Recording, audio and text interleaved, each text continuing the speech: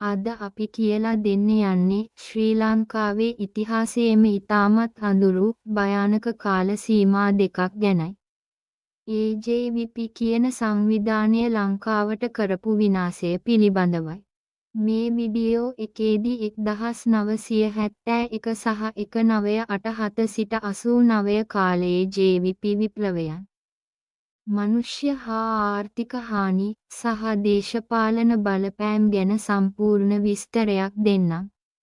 1971 JVP කැරැල්ල 1971 අප්‍රේල් 5 JVP 1 police ස්ථානවලට අවිභාණ්ඩ වලට සහ රජය විසින් පාලනය වන ස්ථානවලට පහර දුන්නා.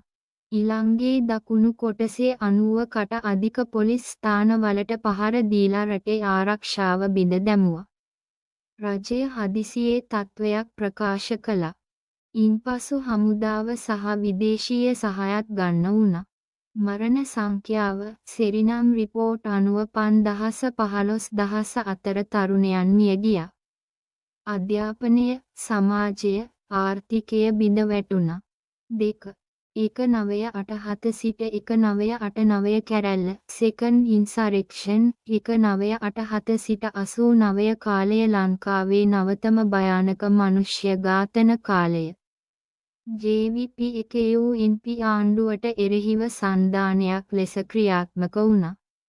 දහස් ගණනක රජයේ නිලධාරීන්, ගුරු, තරුණයන් සහ JVP විරෝධීන් ඝාතනය කළා. දේශප්‍රේමී ජනත ව්‍යාපාරය BJV යන නාමයෙන් රහසිගත මරණ බලකා ක්‍රියාත්මක කළා.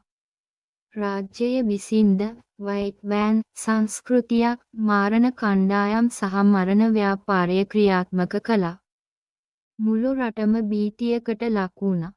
පාසල් වසා දමා ආර්ථිකය බිඳ වැටුණා.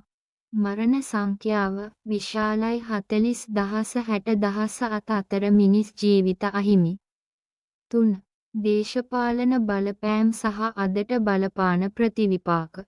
රටේ තරුණ පරපුරක් විනාශ වුණා. යෝජනා සඳහන් කළත් ක්‍රියාවලියෙන් බහුතරයක් අවිමත ක්‍රියා කළා. JVP 1 පසුව ප්‍රජාතන්ත්‍රවාදී ක්‍රමයට හැරුණා. නමුත් ජනතාව අතර විශ්වාසය පරිපූර්ණ නැහැ. අදටත් JVP 1ට එරෙහිව අතීතයේ රුධිරය කියන චෝදනාවන් තියෙනවා. ෆෝටෝ විශාලයි. මේක තමයි JVP 1 ලංකාවට කරපු විනාශය පිළිබඳ සත්‍ය. ඔබගේ අදහසත් කමෙන්ට් කරන්න. මේ වගේ තවත් ඉතිහාසය හෙළිදරව් කරන වීඩියෝවකට සබ්ස්ක්‍රයිබ් කරන්න.